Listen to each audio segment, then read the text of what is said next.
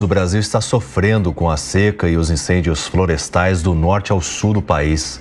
Agora a gente vai entender o que está por trás disso com Carlos Bucuy, ele que é presidente do Instituto Brasileiro de Proteção Ambiental, a quem eu agradeço demais a participação aqui no Jornal da Manhã. Muito bom dia. Bom dia, é um prazer estar aqui, infelizmente, com essa situação difícil das queimadas, né? E o que tem acontecido, né? Porque realmente o tempo está seco, agora que a gente teve uma frente fria, a umidade relativa do ar melhorando um pouco, mas fato é que por todo o Brasil a gente tem visto essas queimadas ocorrendo. Em primeiro lugar, a gente tem que entender que o aquecimento global levou o continente sul-americano a um acréscimo de temperatura de superior a 2 graus centígrados. Então, quando se fala de média de 1,5 graus, é uma conta para todo o planeta, mas não vale para a América do Sul, é diferente. Então, a gente tem, ano a ano, mais calor por conta do aquecimento global. O segundo ponto é que você tem ainda o efeito do El Niño e Laninha não entrou. Quer dizer, você tem o estado intermediário, onde a água do oceano ainda está quente e o continente sul-americano também fica mais quente. Por outro lado, você tem a seca e um bloqueio atmosférico que acaba levando, impedindo que a umidade do Oceano Atlântico chegue para dentro do continente. Tem um outro elemento que no verão choveu pouco na Amazônia, então a transposição de umidade da Amazônia para o continente acabou sendo menor. Então, esses fatos todos levam a uma situação de extremo ressecamento do solo, ressecamento da vegetação e, consequentemente, a uma situação muito propícia para incêndios, né? É isso que praticamente nós estamos vivenciando hoje. Qual o peso das mudanças climáticas e do aquecimento global em todo esse processo para intensificar esses efeitos sobre os quais o senhor explicou, Bucuy? Olha, o aquecimento global, o que ele faz? A seca era um componente natural, às vezes acontecia período de seca, não é? Isso é um fato que faz parte da natureza. Porém, o que o aquecimento global faz é pressionar os períodos de seca para que eles sejam mais intensos e também fazer com que os períodos de seca sejam mais constantes. Então, o aquecimento global, ele potencializa esses fenômenos de seca, de chuvas, né? Ele torna isso mais evidente, não tão esporádico. Bom, vou incluir na nossa conversa a Luana Tavares, nossa comentarista, para que também possa fazer alguma pergunta.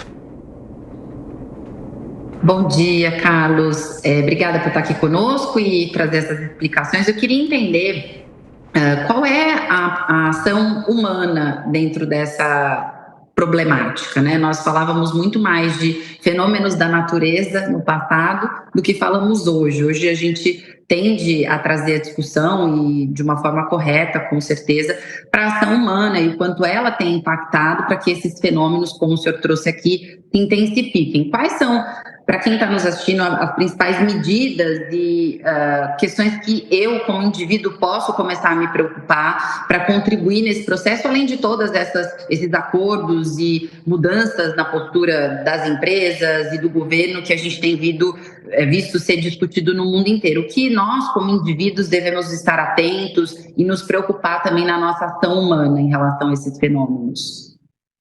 Olha, a primeira questão é perceber que o continente sul-americano ele era coberto de florestas, praticamente coberto de florestas há milênios atrás. Então, esse processo, depois desse período de colonização, nós tivemos um desmatamento contínuo da área continental do Brasil.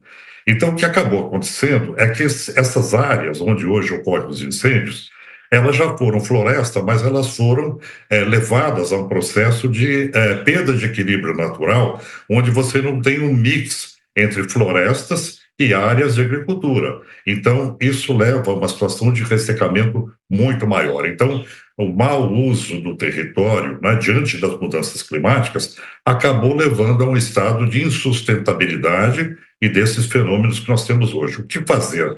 Revegetar, plantar um pouco de floresta, né, como interlands, né, como interáreas de agricultura para dar maior equilíbrio no ecossistema. Agora, o que cada cidadão pode fazer é evitar o lançamento de gases de efeito estufa, andar menos de automóvel, evitar a emissão, não é? E como consumidor consciente, consumir aquilo que é amigável para o meio ambiente, aquilo que não é produto de desmatamento, ou seja, produtos que a gente chama de descarbonizados, né? Então, eu diria que essas questões são fundamentais, você trabalhar o território, e a outra questão é você ter um comportamento condizente com esse momento de antropoceno, né? De dificuldade provocada pela ação humana. Agora, Bocuí, nós tivemos nessa semana algumas sinalizações de governos, alguns acordos assinados para que haja um processo mais ligado à preocupação ambiental, não só no Brasil, como no mundo também. Eu vou citar primeiro o Pacto pela Transformação Ecológica, que reuniu os 3 poderes aqui no Brasil para a adoção de medidas para ajudar nesse processo de cuidado com o meio ambiente, de transição energética também, colocando cada poder dentro das suas possibilidades voltado para essas pautas. Nós tivemos também um acordo entre Reino Unido e Brasil para combater as mudanças climáticas, para a redução do uso de combustíveis fósseis, pegando até o gancho no que você estava falando para a gente. Qual a importância dessas políticas e qual a efetividade delas, uma vez que talvez a sociedade não esteja preparada para essa transformação ainda? Ou seja, é um passo importante, mas ainda insuficiente para uma mudança? Sem dúvida, nós temos uma dificuldade de implementar medidas efetivas que possam fazer a contenção do aquecimento global. Se você pegar o planejamento dos países, dos petroestados, daqueles estados produtores de petróleo e gás, você vê que no seu planejamento há sempre a perspectiva de ampliação do setor, né? Quer dizer, o próprio Brasil pretende aumentar a extração de petróleo até 2033. Da mesma forma, os países produtores de petróleo tendem a fazer o mesmo, mas para conter as mudanças climáticas tem que conter, derrubar a queima de petróleo até 2030, para que a gente chegue num nível considerado seguro de acordo com o IPCC. Então, existe uma diferença muito sensível entre o que a ciência diz, o que é necessário fazer pelo prognóstico científico e o que, de fato, está sendo feito pelos países. Você veja que esse ano a gente tem uma conferência climática no Azerbaijão, né, que é um país petroleiro, né, na verdade depende de 2/3 da sua receita do petróleo, conduzido por pessoas ligadas à indústria do petróleo. Então, temos um conflito de interesse enorme instalado nas conferências climáticas. Então, as perspectivas de melhora global nesse sentido, elas ainda não saem do discurso, elas não vão para a prática, né? Então, isso é uma questão a ser equacionada. É preciso fazer real política ambiental para a contenção dos gases de efeito estufa. Bom, a gente está falando sobre uma questão mais macro, mas pensando no micro, o que os municípios poderiam fazer também para evitar as queimadas? Existem algumas técnicas também para evitar que o fogo se alastre, né?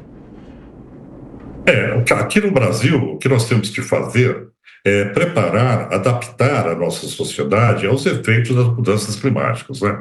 Então, o que os municípios mais podem fazer do ponto de vista de gestão do território é constituir defesa civil eficiente, constituir corpo de bombeiros eficiente, trabalhar quando se tem áreas vulneráveis, aceiros, né? Sistemas de proteção de territórios que podem impedir a proliferação de incêndio, de fogo, né?